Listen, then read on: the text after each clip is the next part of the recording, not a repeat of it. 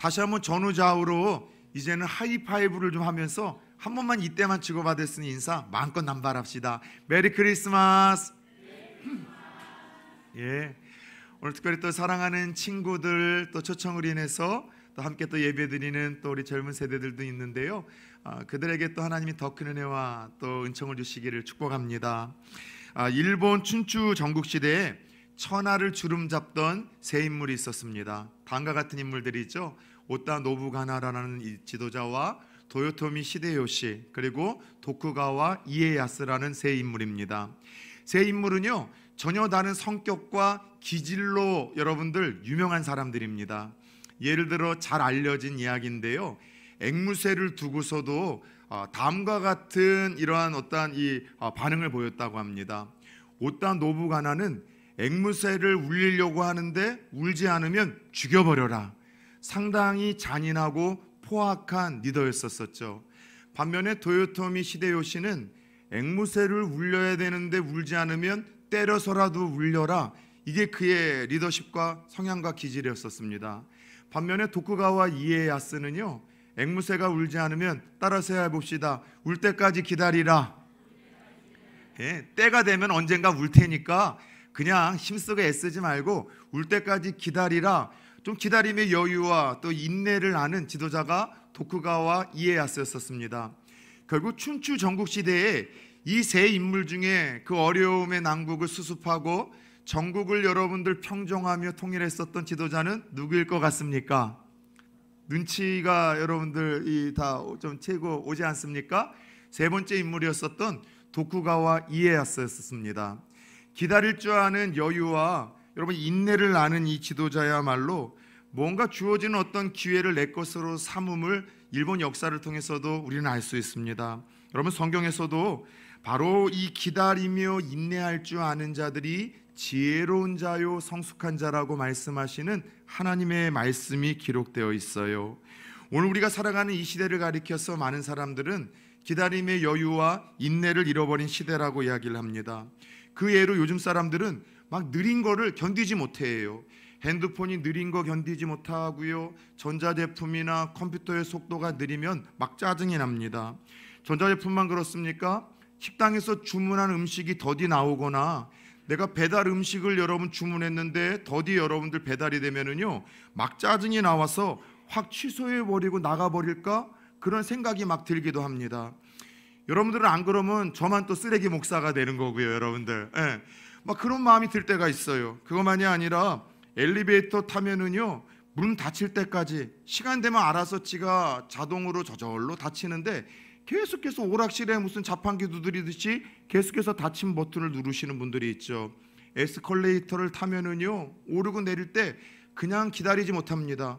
분명히 걷거나 뛰지 말라는 표시를 보고서도요, 반드시 여러분 걷거나 뛰는 일들이 엘리베이터만 타면 일어나요. 저도 여러분 아침마다 운동하기 위해서는 점포용 에스컬레이터를 이용해서 지하도로 가는데 에스컬레이터를 타면 항상 버릇이 생겼어요. 왜냐하면 앞사람이 막 걸어가잖아요. 저 혼자 서 있으면은 막 뒤에서 발걸음이 들리다가 일부러 제 귀에다가 빨리 내려가라는 거죠. 그래서 어쩔 수 없이 저도 여러분 걸어가고 내려가야만 하는 이런 상황이 이루어져요. 한국 사람들의 전형적인 모습 아닙니까? 운전할 때는 어떻습니까? 빨간 불이 반짝임에도 불구하고 그 몇 초를 더 참지 못해서 신호를 어기다가 운 없으면 경찰한테 걸려서 그 비싼 딱지를 눈물로 끊어야만 하는 세대, 바로 제 이야기인데, 어찌 보면 제 이야기만이 아니라 오늘 기다림과 인내의 여유를 잃어버린 이 시대의 모든 이들의 모습이 아닐까 싶습니다. 그러나 하나님은 어떨까요? 기다리지 못하고 조급해하고 여유를 잃어버린 이 시대 우리 인생들과 달리 성경 속에서 드러나는 하나님은요, 일관성 있게 여유가 있으신 분이에요. 서두르지 아니하시고 여러분 인내와 여유를 가지신 분이신데, 오늘 함께 읽은 본문에는 좀 그런 하나님이 좀 등장을 합니다. 자, 우리가 가지고 있는 이 성경은 전체 66권입니다. 구약 39권과 신약 27권으로 이루어졌죠. 그런데 한번 물어볼까요? 구약 39권 중에 가장 마지막 구약을 마무리하는 성경이 어디이죠? 말라기. 이거 대답 못하신 분들은 따라서 해봅시다. 회개하라. 얼마나 성경을 안 읽으셨으면. 자, 구약을 마무리하는 여러분 성경은 말라기입니다. 그리고 신약이 시작되어지는 성경은 어디이죠? 마태복음. 우리 오전에 일부 예배 때 찬미자매가 앞에서 요한복음 대답했다가 너무 난처했대요. 그래서 일부 예배 끝나고 목사님 제가 몰라서 그런 게 아니라 머리와 입이 다르 나왔습니다. 그걸 모르겠어요. 그렇죠? 마태복음이죠. 그런데 구약을 마무리하는 이 말라기와 신약이 시작되는 마태복음을 여러분이 가진 성경을 좀 펴보면은요, 하얀 백지 한 장의 공백이 있습니다. 근데 너무나 놀랍게도 이 하얀 백지 한 장, 말라기와 신약이 시작되는 마태복음 사이는요 무려 400년이라는 시간의 공백기가 있어요. 이 400년이라는 시간의 공백기를 가리켜서 좀 유식한 말로 따라서 해볼까요? 신구약 중간기. 신구약 중간기라고 하는데 뭐 잊어버리셔도 괜찮아요. 그런데 이 말라기와 마태복음이 시작되는 400년의 신구약 중간기에는 아주 독특한 별명 하나가 붙었는데 침묵의 400년기라는 별명이 붙었습니다. 왜 침묵의 400년기라고 하는가 하면 눈치가 좀 오지요.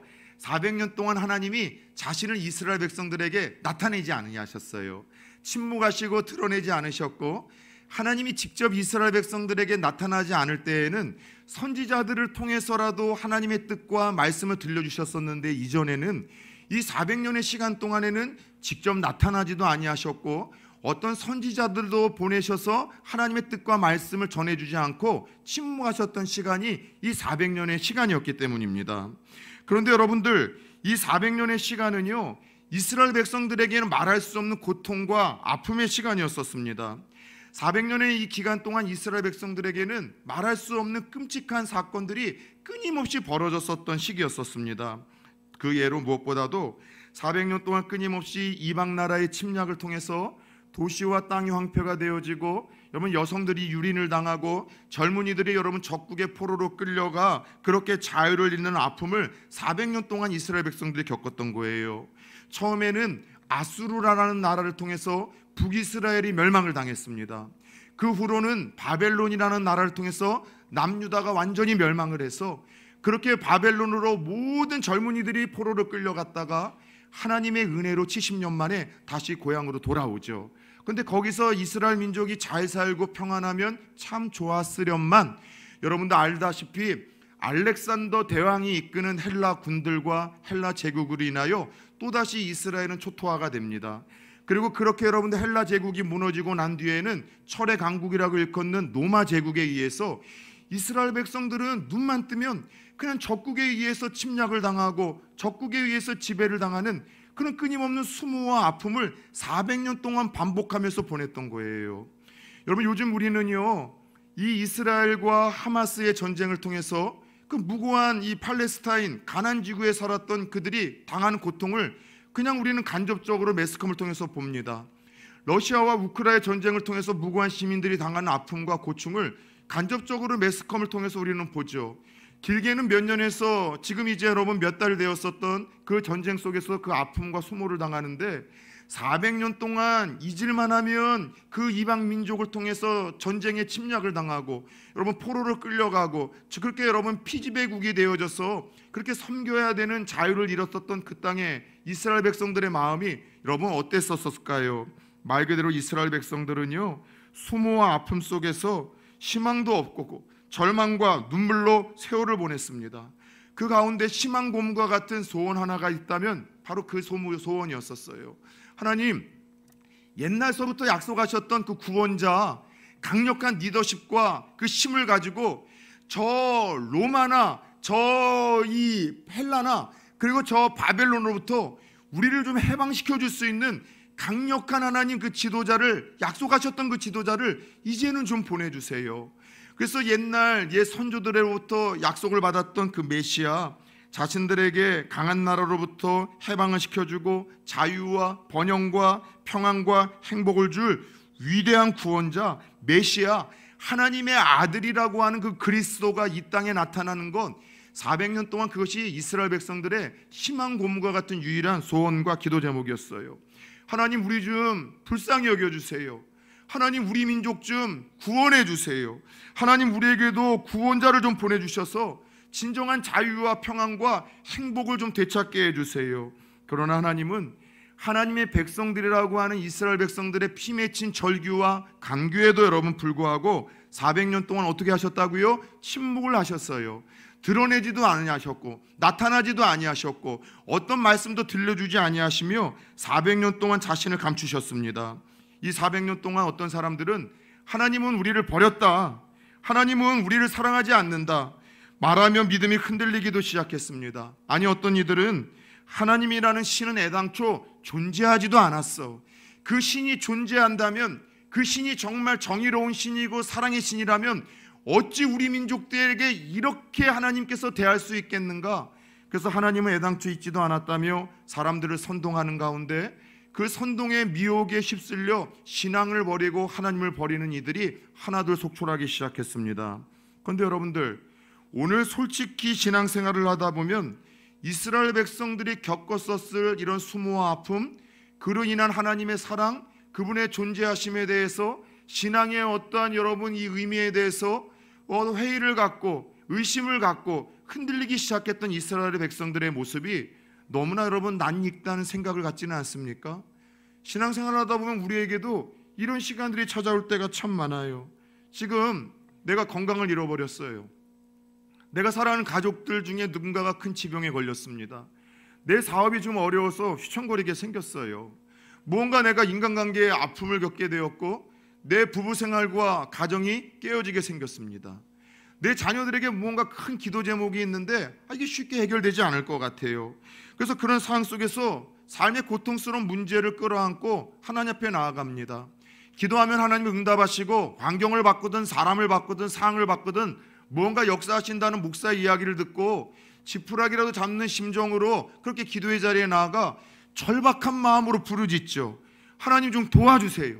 치료해 주세요. 살려주세요. 회복시켜 주세요. 그런데 우리는 그렇게 절박하고 간절하게 기도하며 나아가지만 그때마다 여러분들 하나님이 어떻게 여러분들에게 반응하십니까? 적어도 여러분 그렇게 내 간절함과 절박함과는 달리 하나님 너무나 차갑게 거절하는 듯한 느낌의 하나님을 만나실 때 없으십니까? 하나님 다른 사람에게는 모르겠는데 나에게는 관심이 없으신 것 같아.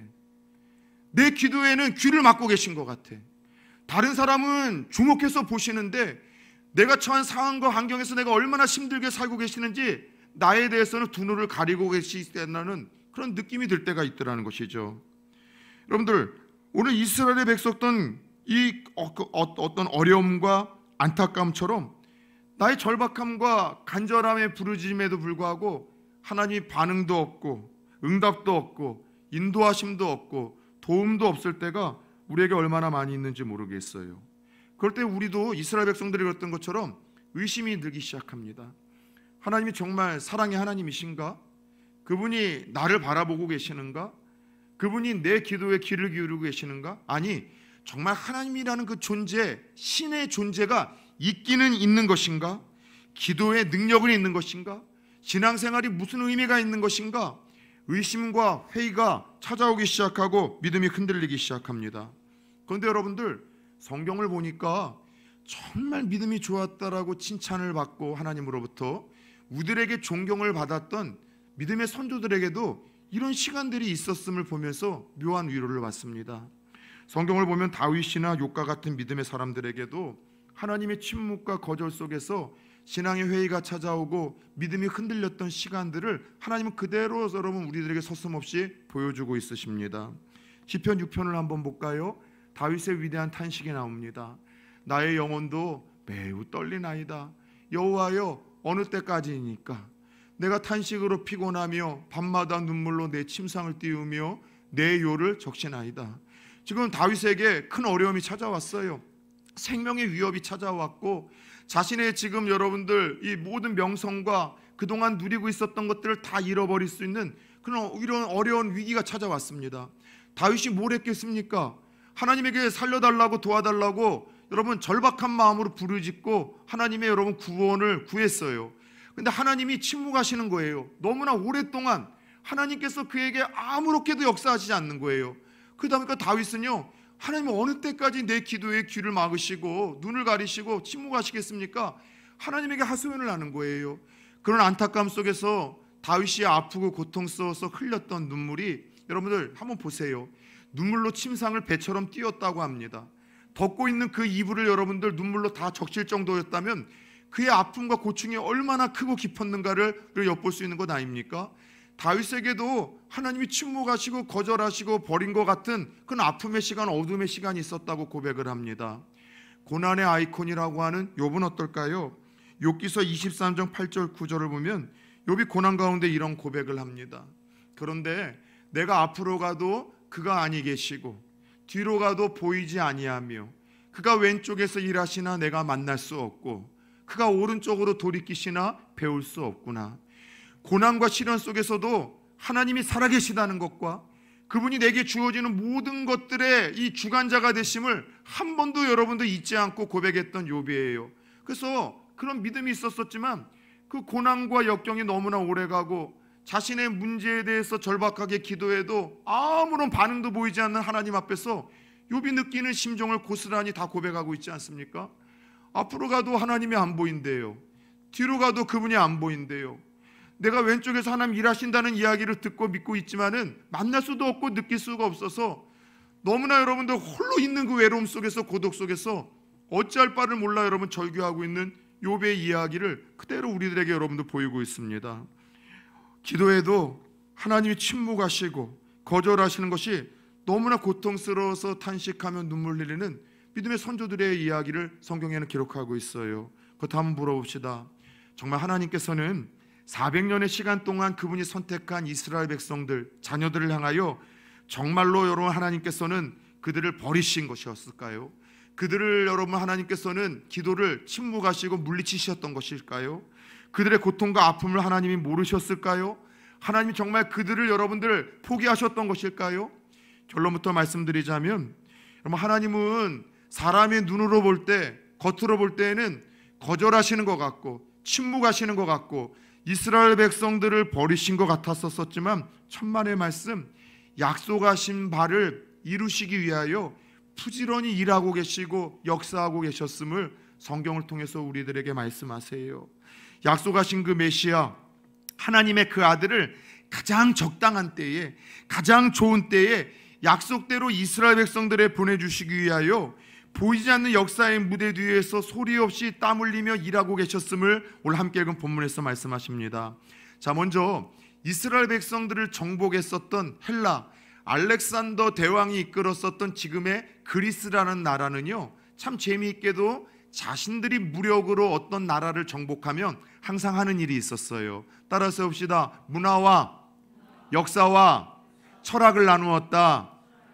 알렉산더 대왕의 여러분들 그 멘토 자체가 여러분들 우리가 잘 알고 있는 것처럼 유명한 철학자이다 보니까 문학과 철학에 대해서 알렉산더는 좀 개방이 되어 있어요. 그래서 자신들이 정복한 나라에 항상 문화를 점령하고 또 문화를 여러분들 주고받고, 그리고 문화와 철학을 주고받기 위해서 정말 중요한 매개체가 하나가 있었으니 언어 아닙니까? 언어. 그래서 여러분들 알렉산더 대왕이 이끌던 이 헬라 제국 시대에 처음으로 각 나라의 여러분들 이 언어가 지금의 영어로 만국 공통어가 된 것처럼 그때 헬라어로, 그리스어로 만국 공통어가 됐던 거예요. 그래서 지금도 우리가 영어만 알면 다른 나라에 가더라도 의사소통이 가능하고 생활이 가능했던 것처럼 알렉산더 대왕 이후로 헬라 제국 시대로 인해서 헬라 말, 그리스 말이 만국 공통어가 되어서 아시아나 또 여러분 유럽에 이 헬라 말로서 서로 문화가 여러분 오고 가고 또 여러분 철학이 오고 가고 서로의 사상이 오고 가는 이런 토대가 만들어진 거예요. 그 후로 헬라 시대가 여러분 멸망한 후에 세워진 나라가 어떤 나라예요? 로마 제국이죠. 로마 제국은요, 주변을 또 정복하게 되면 역시 가장 먼저 하는 일이 있어요. 그게 뭐냐 하면 자신들이 잡아온 적군의 포로들을 통해서 건물을 짓는 일들과 도로를 닦는 일, 길을 닦는 일입니다. 그래서 여러분들 지금도 로마에 가면 유명한 유적지 콜로세움 있잖아요. 검투사의 여러분 영화에 항상 장면이 되는 콜로세움은요, 이 AD 70년경에 티토 장군을 통해서 이 예루살렘, 이스라엘이 완전히 멸망을 합니다.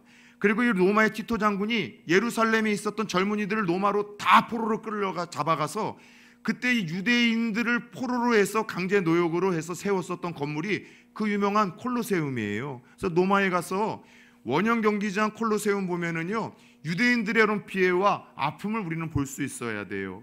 그래서 이 로마 사람들은요, 그렇게 나라를 정복하면은 건물을 쌓고 그리고 길을 닦았죠. 왜 도로를 정비하고 길을 닦았을까요? 그 길을 통해서 자신들이 정복한 나라로부터 세금을 받아들이고, 정복한 나라에서 반란이 일어나면은요, 군사를 빠르게 여러분 파송을 해서 여러분 그 반란을 제압하려는 목적으로 길을 닦았죠. 그래서 이 로마 시대에 만들어져서 지금까지도 우리들에게 회자되는 유명한 문장 두 개가 있는데, 하나는 따라서 해봅시다. 로마는 하루아침에 지어지지 않는다.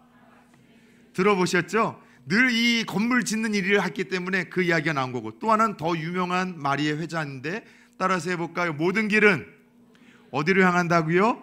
로마로 향한다는 것이 이 당시 만들어진 거예요.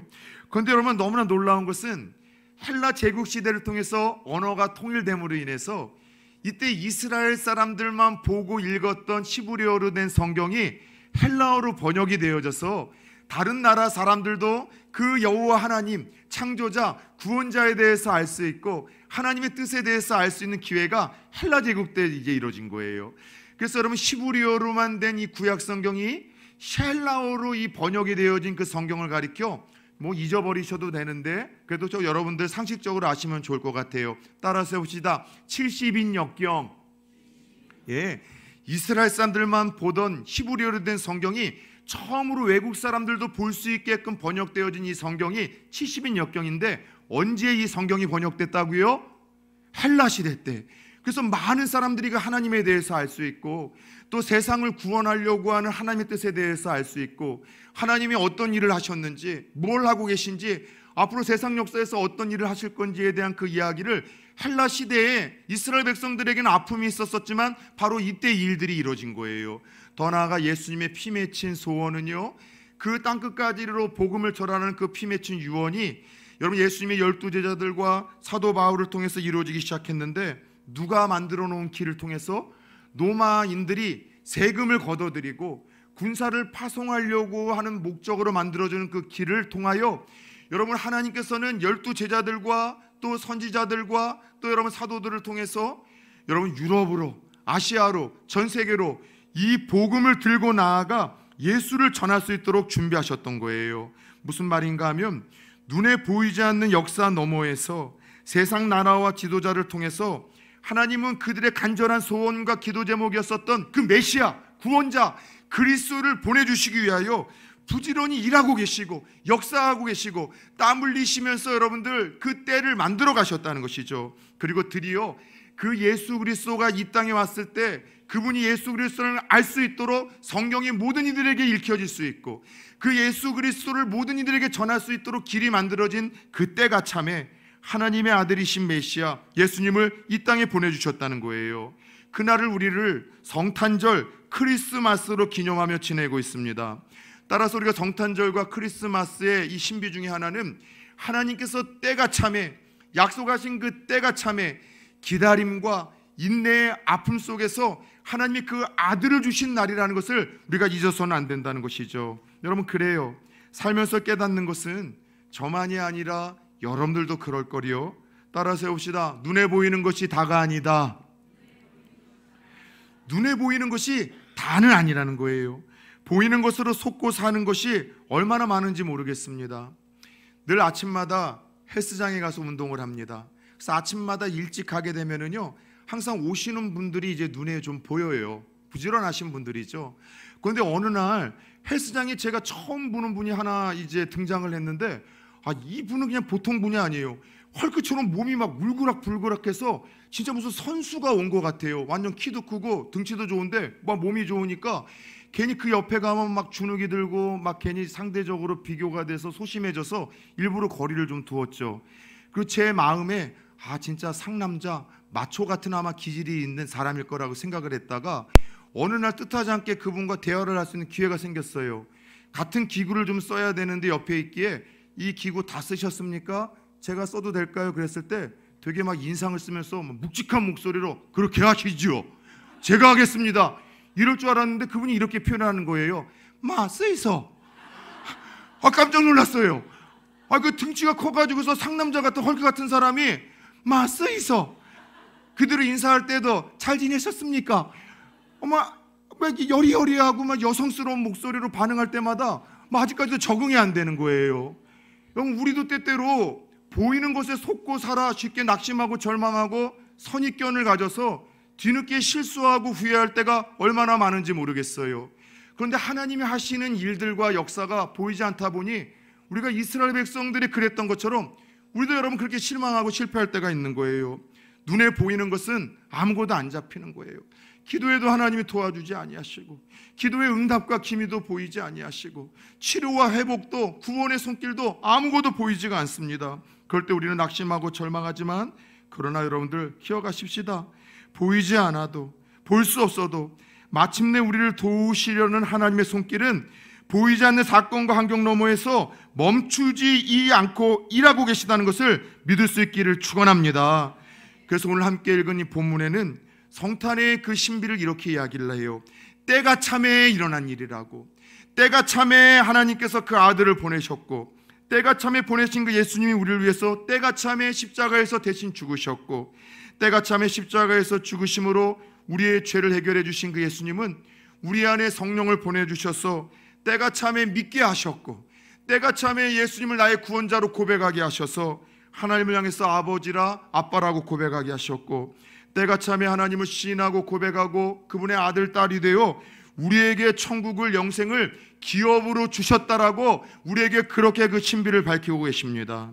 사랑하는 여러분들, 우리 중에도 침묵의 400년기를 겪었던 이스라엘 백성들의 아픔을 동일하게 갖고 앉아 계신 분들이 있을 거예요.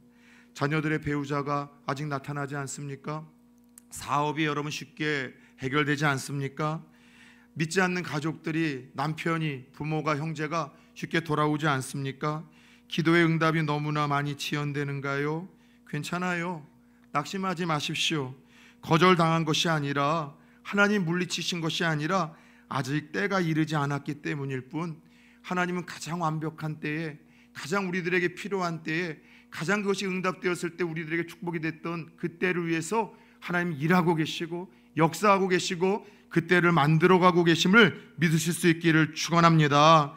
보이지 않지만 나의 기도를 응답해 주시기 위하여 부지런히 일하고 계신 하나님, 내 모든 상황에서 나를 건져주시고 구원해 주시고 마침내 축복하시기 위해서 일하고 계시는 그 하나님을 우리가 믿음의 눈을 들어 보셨으면 좋겠어요.